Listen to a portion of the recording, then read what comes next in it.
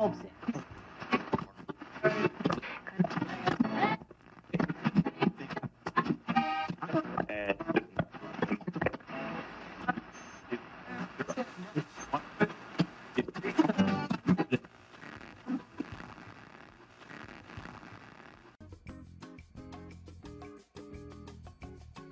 listening to the sound of Central Delaware, AM 530 WDDT radio.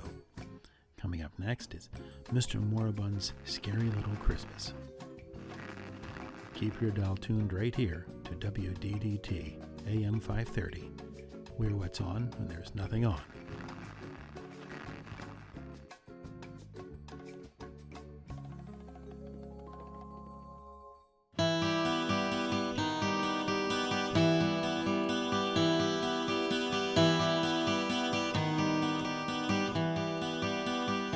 Seasoned screamings, Moribund, and welcome to another episode of Scary Little Christmas, Mr. Moribund's podcast of spooky stories told at Christmas time. Usually on these episodes I feature a story from Victorian times or at least a story that's 100 years old or so. But for this episode I'm doing a contemporary horror tale. This one is taken from a collection of stories put together by my friends at Oddity Prodigy. Oddity Prodigy is a artist collective. It's located in northern Delaware. I got to meet two members of Oddity Prodigy when they came to our summer Screamer show this past summer, Patrick and Marcella. They were wonderful people, and Patrick was able to get me permission to read one of the stories from their horror collection called Scary Stuff, and you can find that on their website. I'll say it again, oddityprodigy.com. It's a fantastic collection of pulp-themed horror stories, similar to what you'd read in Tales from the Crypt or any of those other fantastic pulp comics. And it has a couple of winter-themed horror stories in it. The one I'm going to read in this episode is The Goodfellow House by Jacqueline Moran Meyer. This was one of the surprises that I had planned for last year's season and was unable to do it, so I'm very excited to read this one to you tonight. So let's get cozy with a cup of whatever that is that's brewing in the cauldron, and let's enjoy The Goodfellow House.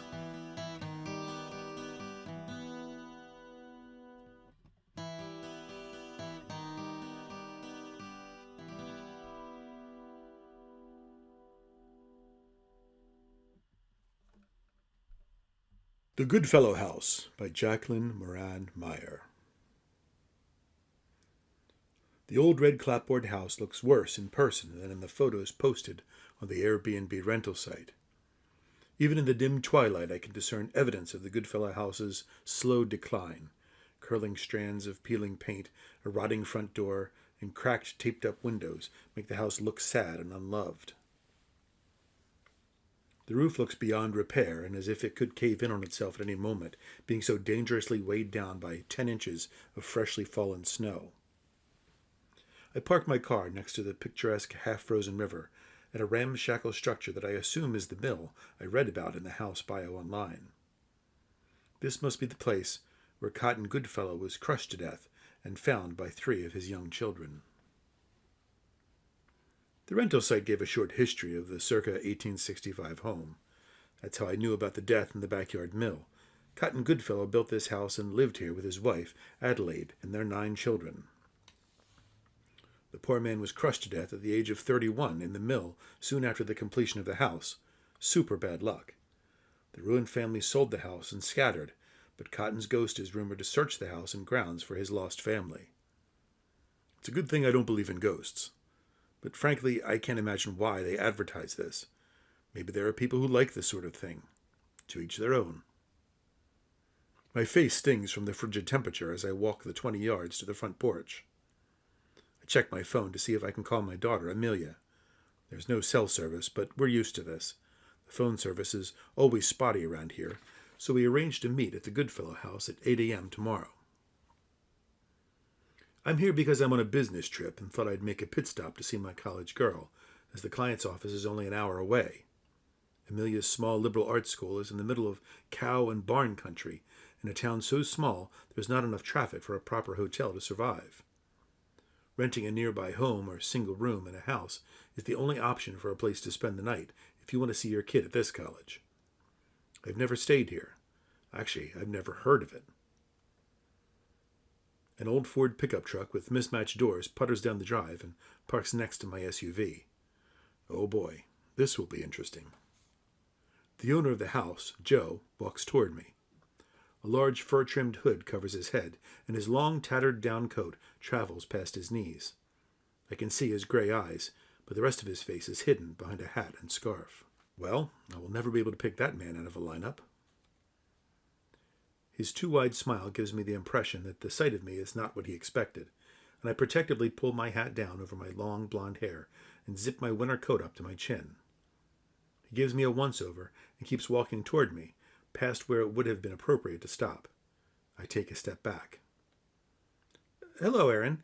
Welcome to the Goodfellow house. My, you look way too young to have a college-age daughter, Joe says. Acknowledging his arrival with a nod, I don't respond. Instead, I pretend I am looking for something in my bag. After a moment of awkward silence, he continues. Will your husband be joining you? Ugh, he's annoying as hell. No, Joe, it's just me. My gut is telling me to lie and say that Henry will be joining me, but the site said extra overnight guests are $50 each. What a thief. I get it. My wife travels a lot for her job. In fact, she's away right now, Joe says. Is he actually flirting with me in his parka and scarf-covered face? Brr, I am freezing. Can we go inside? I ask. He unlocks the door. We enter, and he hands me the keys. I am pleasantly surprised to find the inside of the house cozy and clean. Joe takes off his hood, hat, and scarf, and I am relieved to find an average middle-aged, doughy, balding man in front of me. I can definitely pick him out of a lineup now. Aaron, I have to be honest. We don't like renting this house out, but we desperately need the money. Unfortunately, I recently lost my job, Joe said, sounding strangely apologetic. I'm sorry to hear that, I say. There are some house rules, and they must be followed, okay? This is imperative. There are just two things to remember. One, this is the most important thing to remember. Lock the front door. 2, turn off all the lights by midnight. Promise me you will do that. Yuck. What a control freak he is. Okay, sure, Joe. May I ask why?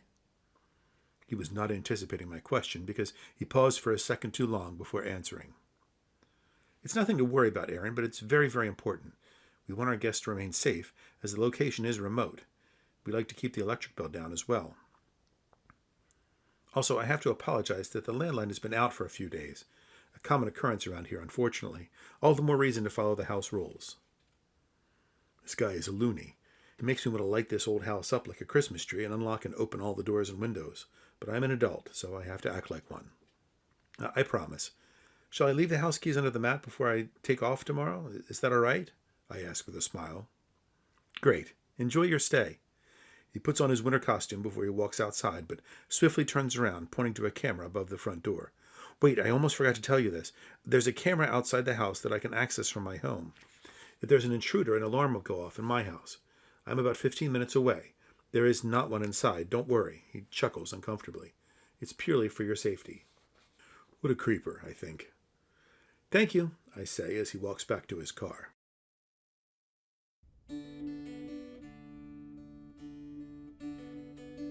I'm tired and decide to go right to bed. I turn off the downstairs lights before walking up the narrow staircase. There's a low-ceilinged bedroom I believe I am supposed to sleep in because of the worn pink towels stacked on the fluffy white comforter. The room is small but charming, with pale lavender walls and a mahogany four-poster bed. There's a small blue dresser in the corner of the room displaying several antique photos. After closer inspection, I realized some of these photos were online along with the photos of the house. The photos of the entire family showed the 11 Goodfellows of the mid-1800s. Wow, they had a ridiculous number of children. What a nightmare.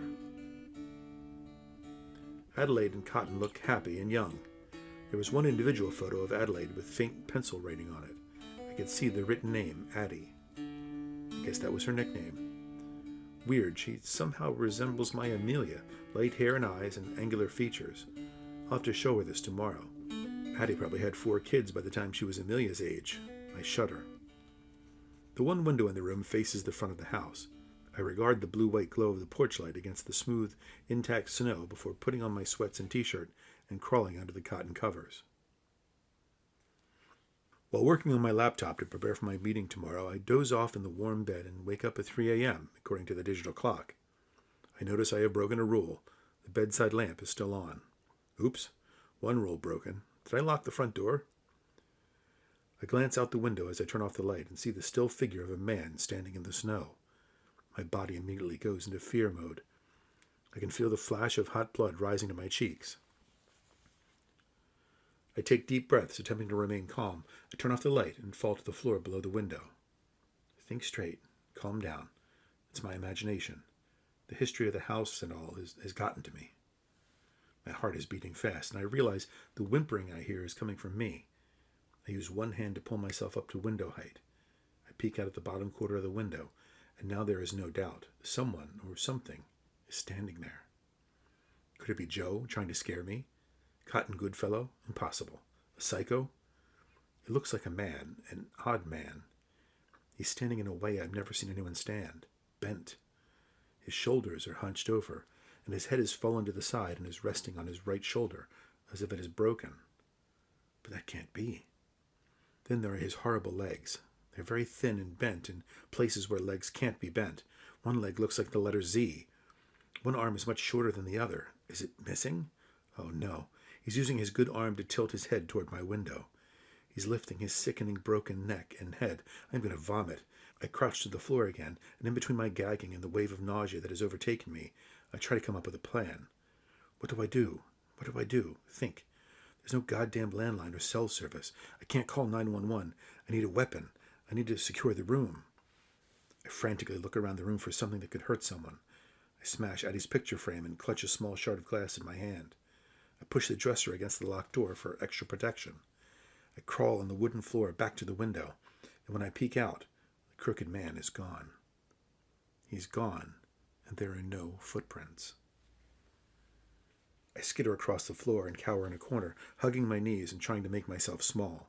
I try to breathe to stop the whimpering, but every worst-case scenario is going through my head. Amelia. I hear a noise downstairs and try my best not to scream. I think I hear someone at the front door. Damn it, why can't I follow rules? I didn't lock it. Damn, damn, damn. The sound of the front door violently swinging open is followed by incessant, repetitive whispering. Slow, lumbering footsteps and the breaking of china and furniture adds to the frightening chorus that is traveling through the house. He, or it, begins to climb the stairs. The whispering is getting louder, but I still can't make out what is being said. He's on the other side of my door, but I can't make out what he's saying. After several minutes, against my better judgment, I move closer to the door, cutting my hand with the glass shard from clutching it too hard. What is he saying? As I lean over the dresser in an attempt to place my ear against the door, all holy hell breaks loose, and it is as if the whole house shakes with Cotton Goodfellow's anguish. He is screaming his wife's name. He is angry, and he's trying to bang my door down. I huddle in the corner with my glass and repeat the bedside prayers of my youth. The screaming stops when he is interrupted by another voice. "Leave here! You are not welcome!" Joe screams. Could Joe be doing all of this? The sick bastard. Is he messing with me? "Go away! I called the police!" I yell. I hear fighting outside the door. There are definitely two people fighting. Bodies are being flung against walls with grunting and cries following each crash. There's one last chilling scream and the sound of something tumbling down the stairs, landing with a sickening thud. I'm paralyzed by the horror of it all and spend the rest of the night shivering in the corner of my room, too frightened to move.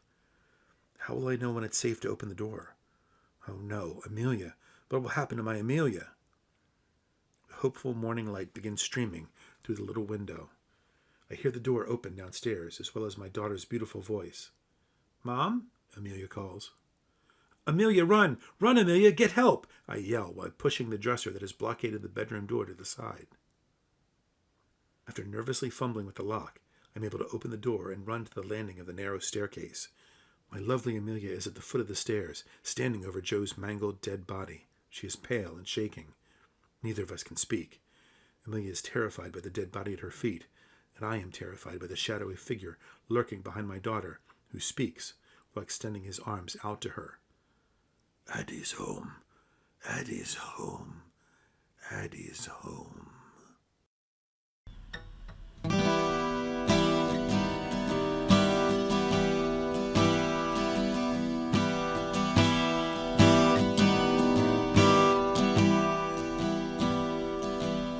Well, I hope you enjoyed this reading of The Goodfellow House, and I do thank, once again, J. Patrick Conlon for giving me the permission to read it to you for this episode. Again, if you'd like to find out more about Scary Stuff and Oddity Prodigy, please visit them at oddityprodigy.com. You can support this podcast and get an early premiere of each episode one day ahead of everyone else at patreon.com/Mr. Moribund. That's M.R. Moribund. And if you'd like to just contribute a tip, you can do so at paypal.me/awkwardlabs, all one word. For more about the show and the other things that Mr. Moribund does, please visit mrmoribund.com. That's mrmoribund.com. I'd like to take a moment to thank all of my patrons who so generously donate to help keep this show going. They are, in order of appearance, Katie, Devin, Teresa, Jen, and Sean. Thank you all so much for your patronage. By way of thanks, if I can squeeze the time in, I'm going to record a special patron-only bonus episode after Christmas. So that'll be a little something special in your stocking, just for you guys. I hope to have one more very special story for you before Christmas around this time next week, so do stay tuned. Also, please follow Mr. Moribund's Theater of Terror on Facebook, on Twitter, on Instagram, and on TikTok for more updates about our stage show and our podcast. Thank you all for listening. I'll see you very soon, and sleep well if you can.